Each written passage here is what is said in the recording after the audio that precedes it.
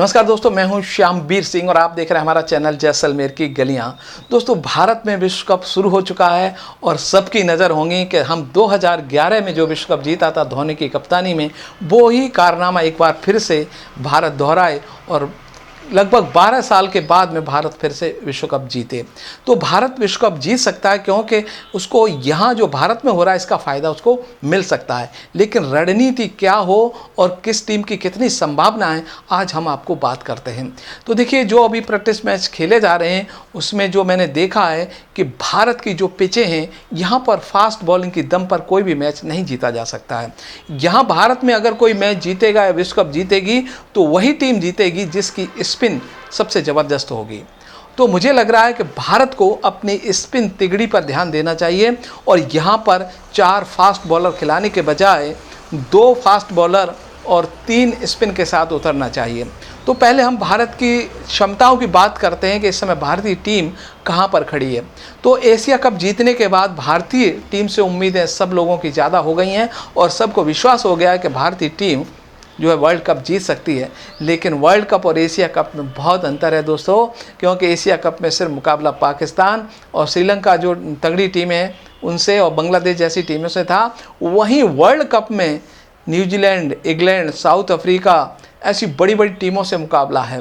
तो बहुत अंतर है। यही कारण है कि जीत तो सकती है लेकिन हम श्योर नहीं कह सकते कि भारत इस बार विश्व कप लेके आ रहा है। पहले हम क्षमताओं की बात करते हैं। भारत की क्षमता इस समय मैं देख रहा हूं तो बैटिंग में बहुत ज़बरदस्त क्षमता है। भारत के जो हम कहें टॉप ऑर्डर, जिसमें गिल के आने से, शुभम गिल के आने से और बहुत सारे रन बनाए उन्होंने, लगातार रन बना रहे हैं, इससे हमारा टॉप ऑर्डर बहुत ही ज़बरदस्त फॉर्म में है और अभी नंबर 1 जो हमारी टीम है वो रैंकिंग में नंबर 1 मिली हुई है।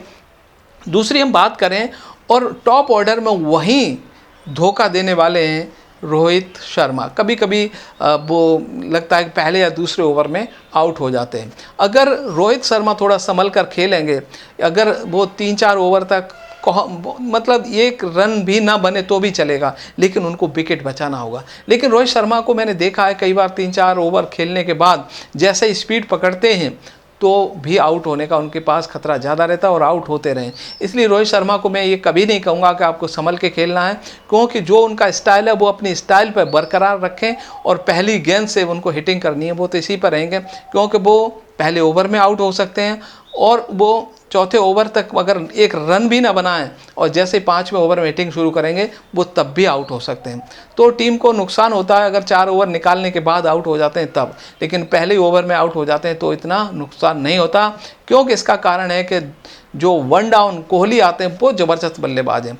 कोहली न सिर्फ विश्वास उन पर किया जा सकता है बल्कि तेज़ी से रन भी बना सकते हैं। तो कोहली के 1 डाउन होने के कारण हमारा टॉप ऑर्डर हमें विश्वास दिलाता है कि टॉप ऑर्डर में अभी हमें कोई बदलाव की ज़रूरत नहीं है और अच्छा परफॉर्म पूरे विश्व कप के दौरान करने वाला है। अगर मिडिल ऑर्डर की बात करें तो मिडिल ऑर्डर में केएल राहुल के आने से पूरी दुनिया में जो मिडिल ऑर्डर है वो सबसे तगड़ा भारत का है, क्योंकि केएल राहुल एक ऐसे बल्लेबाज हैं जो कि शुरू से अंत तक खेल सकते हैं, क्योंकि वो ओपनर बल्लेबाज भी रहे हैं और यहाँ पर वो चौथे या 5वें नंबर पर खेलते हैं। तो उनकी क्षमता ये है कि वो अंत तक खेलते हैं और केएल राहुल के जितने मैच हैं 80% मैचों में उनकी यही कोशिश रहती है कि मैं अंत के ओवर को मैं खेल करके और पेविलियन लौटूं। ये बहुत अच्छा है। अगर केएल राहुल के हम सपोर्ट की बात करें तो अभी श्रेयस अय्यर और ईशान किशन दोनों सपोर्ट में और काफ़ी अच्छी बल्लेबाजी कर रहे हैं, लेकिन मुझे लगता है इनको ही खिलाना चाहिए। और जो हम बात 6ठे नंबर की कर रहे हैं कि जो सूर्य कुमार यादव है उनको खेलना चाहिए कि नहीं खेलना चाहिए, तो सूर्य कुमार की अभी जगह कोई नहीं बनती है, क्योंकि सूर्य कुमार जो बल्लेबाज हैं वो 50 ओवर के अभी तक उनको बहुत समय लगेगा और मुझे लगता है कि 20 फॉर्मेट से वो अभी तक निकल नहीं पाए। लेकिन मैं यहाँ 6ठे नंबर की बात करूँ तो सबसे उपयुक्त हार्दिक पांड्या हैं, उनका स्थान सही है। न सिर्फ बॉलिंग से कमाल कर रहे हैं बल्कि वो बल्लेबाजी भी बहुत अच्छी कर रहे हैं। और उसके बाद में जडेजा, उनका स्थान भी सही है।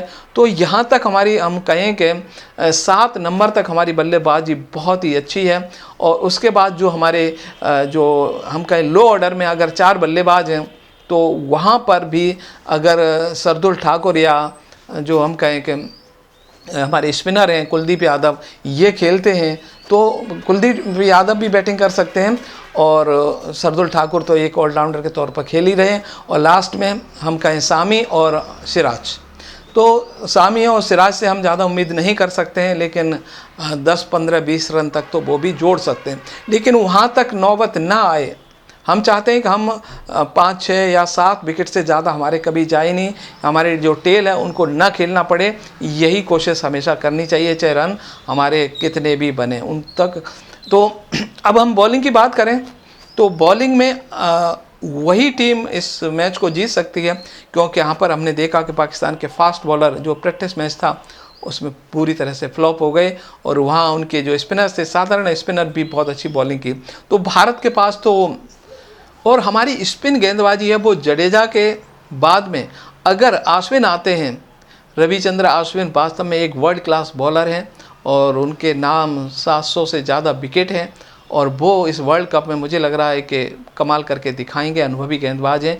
उनके आने से हमारी स्पिन को एक धार मिली है, एक मजबूती मिली है, क्योंकि उस समय तक हम एक ऑफ स्पिनर को हम एक कमी महसूस कर रहे थे। तो कुलदीप यादव और अश्विन ये मिलकर किसी भी टीम को हराने की क्षमता रखते हैं। तो इसके आने से, अश्विन के आने से हमारी जो गेंदबाजी वो बहुत मजबूत हो गई है। सपोर्ट के लिए स्पिन में जडेजा है ही, और ये अगर 3 स्पिनर के साथ भारतीय टीम उतरती है तो मुझे नहीं लगता कि भारतीय टीम को कोई रोक सकता है विश्व कप जीतने के लिए। और अगर हम बात करें यहाँ पर फास्ट बॉलर की, तो सिराज और मोहम्मद सामी और बुमराह, ये तीनों ही क्लास बॉलर हैं, और तीनों में से एक को हर समय विश्राम देना चाहिए। और मुझे लगा बुमराह और सामी खेलते हैं तो सिराज को विश्राम दें, और सिराज बुमराह खेलते हैं तो सामी को, और मतलब बुमराह को छोड़कर दोनों में से रूटीन में खिलाना चाहिए। 3 स्पिनर हो गए, और सपोर्ट के लिए पांड्या एक बहुत अच्छे छठे बॉलर के रूप में हमारी टीम की मदद करते नज़र आएंगे। तो जो पांड्या का रोल होगा वो बहुत ही महत्वपूर्ण है, क्योंकि उस समय पांड्या जो गेंदबाजी कर रहे हैं वो एक वर्ल्ड क्लास बॉलर उसकी तरह से विकेट ले रहे हैं और रन भी नहीं दे रहे हैं। तो बहुत अच्छे उन्होंने बहुत मेहनत की है। तो वर्ल्ड कप में मुझे लग रहा है कि एक महत्वपूर्ण रोल ये जो पांड्या और अश्विन का होने वाला है। और बॉलिंग इसमें महत्वपूर्ण होगी, लेकिन अगर हम फास्ट बॉलिंग के भरोसे रहेंगे तो हम शायद वर्ल्ड कप नहीं जीत पाएंगे। दूसरी टीमों की बात करें हम, उनकी ताकत क्या है, तो ऑस्ट्रेलिया, इंग्लैंड और न्यूजीलैंड तीनों ही टीमों के अंदर ऑलराउंडरों की भरमार है, और जिस टीम में ऑलराउंडर ज़्यादा होते हैं उनकी संभावनाएं बहुत ज़्यादा होती हैं। तो मुझे इंग्लैंड, ऑस्ट्रेलिया और न्यूजीलैंड ये तीनों ही टीमें सेमीफाइनल में नज़र आ रही हैं, और उसके साथ चौथी टीम भारत हो सकती है। तो चलिए आगे क्या कुछ होगा हम रोज़ाना का अपडेट आपको देते रहेंगे। तो कल जो अभी प्रैक्टिस मैच है, फिर 4 तारीख से मैच शुरू होने वाले हैं। तो हर मैच से पहले मैं आपको न सिर्फ प्रेडिक्शन दूंगा बल्कि आपको बताऊंगा कि इन कौन सी टीम को किस रणनीति के तहत खेलना चाहिए कि वो आराम से इस मैच को जीत सके।